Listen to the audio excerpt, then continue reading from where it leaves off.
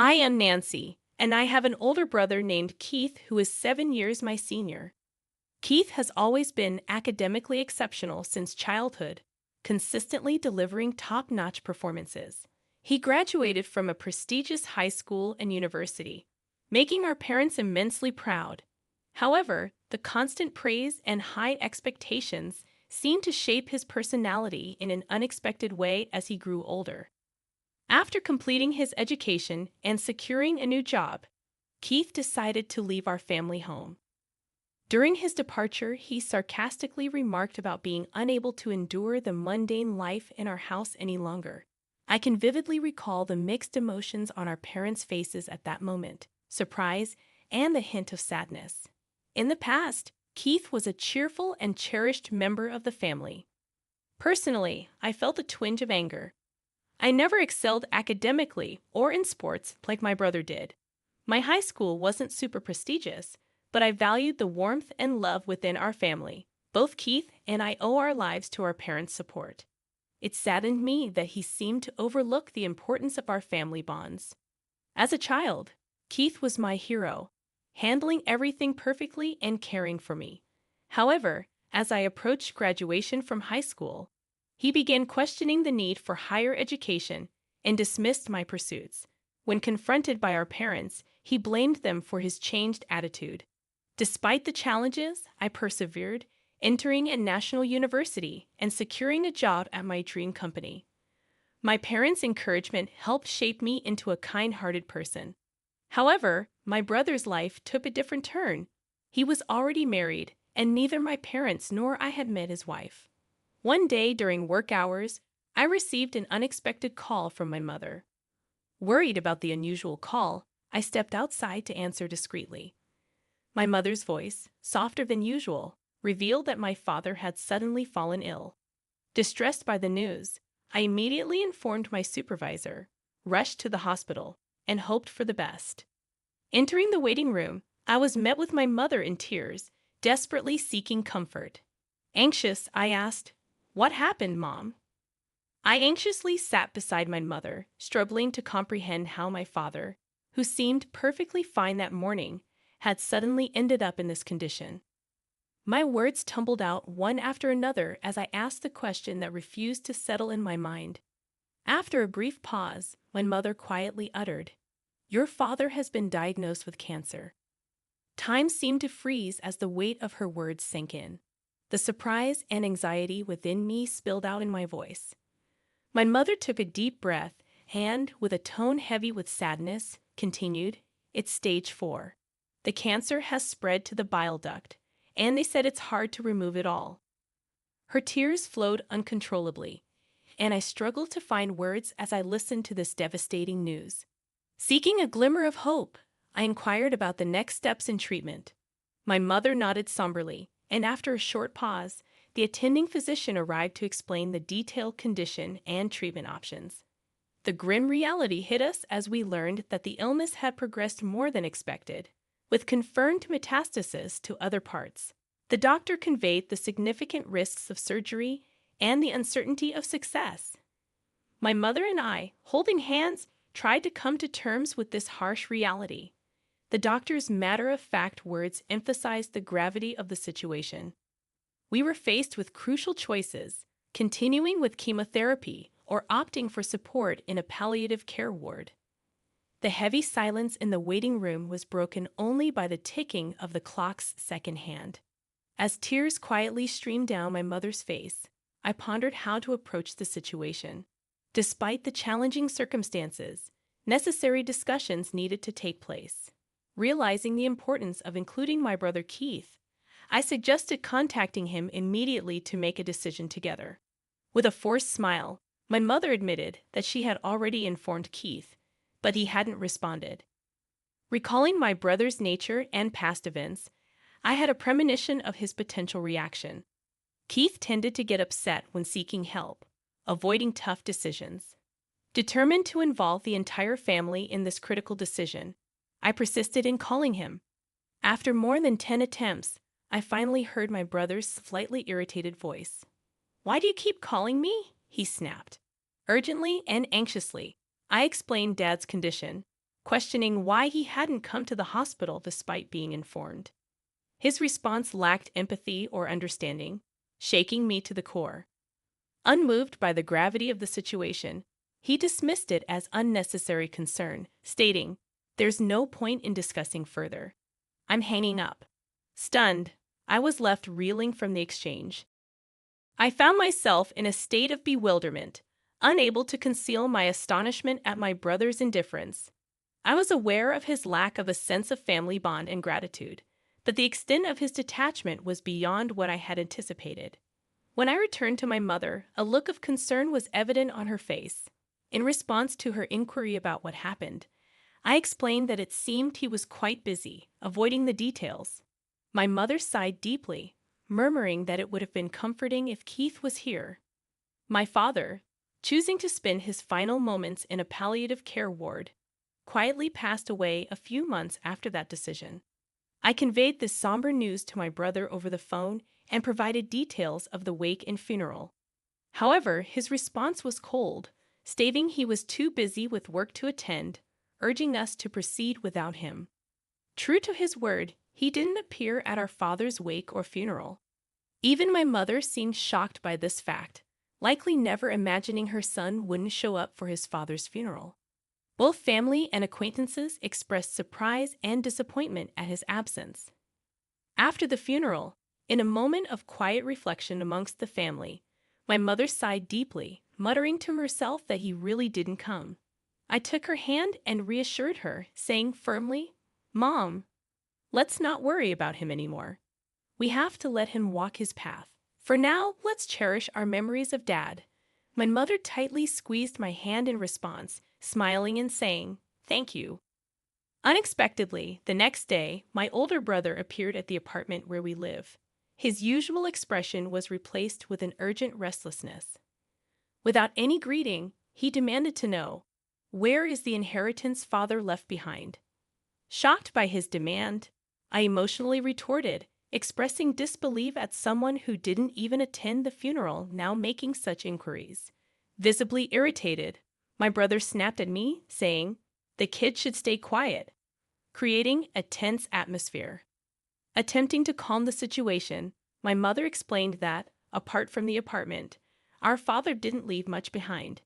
She presented my father's passbook on the table, flipping through it to reveal that all the savings were transferred to a different account. My brother, taken aback, asked in surprise, "What is this all about?" Gently, my mother replied, "Your father instructed to move all the money to my account earlier. Also, this apartment's name has been changed, and now it's in my name." Left speechless, my brother clicked his tongue in frustration and left. Watching his departing figure, we were once again filled with admiration and gratitude for our father's foresight and his plan to protect the family. A few months later, my mother unexpectedly fell and was rushed to the hospital. The family was filled with shock and concern upon learning that she had pneumonia in a more advanced stage than initially thought. Despite feeling relieved when she was diagnosed with a minor cold at a small clinic, detailed examinations at a major hospital revealed a much more severe condition with only about 3 months to live. Hearing this news left me at a loss for words. I found it hard to believe, especially considering how healthy she appeared. Tragically, just a few days after the 3-month mark, my mother quietly passed away. The absence left behind an indescribable stillness and sorrow. Filled with guilt and grief, I questioned why I hadn't noticed sooner or taken her to a larger hospital immediately. Even after learning about my mother's pain, my brother showed no signs of coming to our house. My aunt, my mother's sister, and I handled the arrangements for the wake and the funeral. Understandably, it was a significant shock for my aunt that my brother didn't appear at our mother's last rites, just as he hadn't for our father's. Although my aunt was extremely outraged, I felt that expecting anything or saying anything to my brother was meaningless, recalling his past actions. However, a few days after the funeral, as my aunt and I were sorting out the heirlooms, my brother appeared again, accompanied by his wife, whom we were meeting for the first time. "Where's Mom's inheritance? She must have left something, right?" My brother brought up this question from the beginning. I was both shocked and dumbfounded. My aunt, equally stunned, stared at him in disbelief. The most astonishing thing was that beside my brother stood his wife, my new sister-in-law, who neither met our eyes nor greeted us, just standing silently next to my brother. Even more shocking was that my brother did not even visit our mother's grave. Brother, please at least pay your respects to our parents. At the very least, visit Mom's grave, I said calmly, with a sneering laugh. My brother responded, "Does that even mean anything?" He quickly followed with, "By the way, how much of Mom's inheritance is left?" At that moment, May's expression changed drastically. In a voice filled with anger, contrasting with her usual warmth, she sternly admonished Keith. "How can you think of such things at a time like this? Nancy is managing the funeral on behalf of both of you, putting in all her effort. Shouldn't you act with a bit of gratitude, thinking of your parents?" Ignoring our aunt's anger, my brother responded dismissively, "Auntie, it's none of your business. Don't interfere." With these demands from my brother and sister-in-law, the atmosphere in the room became cold and tense. Behind my brother, my smiling sister-in-law said, "Of course, I remember your name, Nancy. Do you plan to keep all of your mother's inheritance for yourself?" "Sorry, but we can't allow that. This apartment is so lovely. I think it's perfect for us."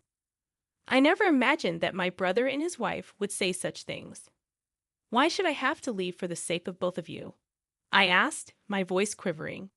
While twirling her finger, my sister-in-law continued, "This apartment has just been renovated, and its location is amazing.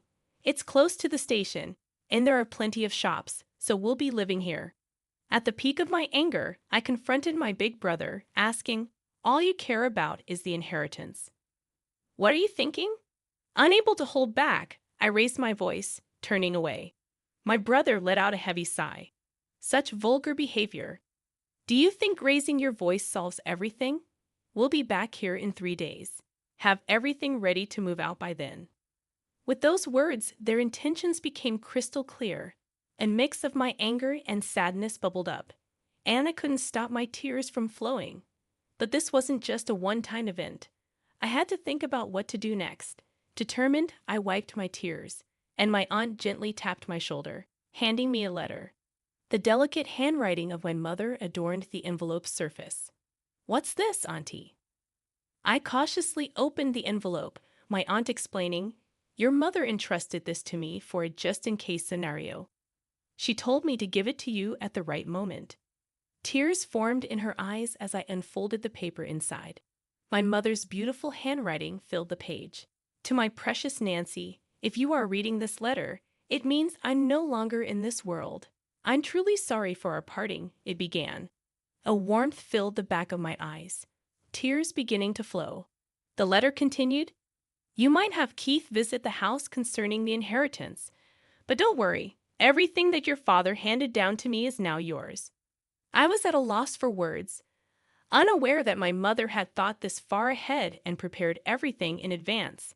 The letter expressed her apologies for leaving me alone suddenly, but mentioned she was at peace, having witnessed how much I had grown into a wonderful person. "While learning is essential, it's not everything. The kindness and compassion you learn through your interactions with people hold the most value," she wrote. Expressing pride in me, my mother stated, "Your father and I were genuinely happy to see you grow up with such a warm heart until our last days." The letter conveyed heartfelt gratitude, leaving me overwhelmed. Despite the tears blurring the words, I was determined to take in every sentiment my mother had conveyed and continued reading. She revealed that following my father's wishes, she had secretly changed the apartment's ownership to my name. "I'm sorry for using your seal without permission, but it was both your father's and my wish. Please don't be angry," she wrote. The letter encouraged me to persevere through life's ups and downs, urging me to stay strong and find happiness. The letter ended, and tears streamed down my face, wetting the paper. My aunt, standing next to me, pressed her eyes and shed tears alongside me. "Your sister truly cared about you.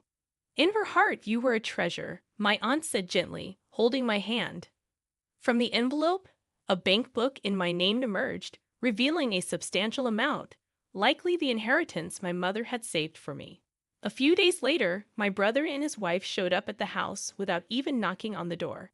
"It's time for you to leave, just as promised, right?" my brother sarcastically said. As I stood still, my sister-in-law became irritated, demanding, "Isn't it your duty to leave quickly?" I took a deep breath, looked them straight in the eyes, and calmly stated, "Actually, this house is now under my name." The room's atmosphere became tense.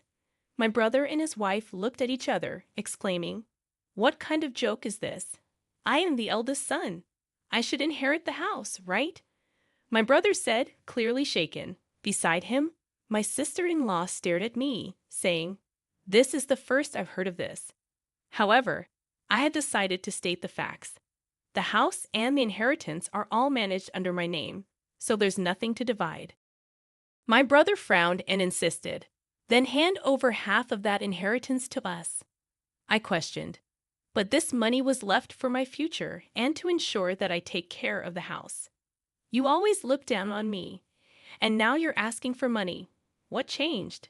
His face turned red, and surprisingly, my sister-in-law exclaimed, "Wait, what is this? This isn't what we were expecting."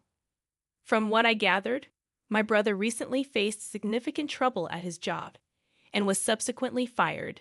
Not only that, but he and his wife were moving from one day job to another, seemingly in a tight spot financially. With my revelation, their expectations were shattered, and they began bickering, placing blame on one another. Calmly, I said, "This is my house now. If you make any unnecessary fuss, I'll call the police." Trembling with anger, they reluctantly accepted my words and left. Since then, I've had no contact with them. I deliberately deleted all their contact details and began a new life in this apartment, my treasure filled with memories of my father and mother. Now I have a loving partner by my side, and we plan to build a new family in this apartment. He respects my decision and proposed that we take the first step of our new life here. Our future is bright, and I want to pass on the warm love my parents gave me to the children we will have in the future.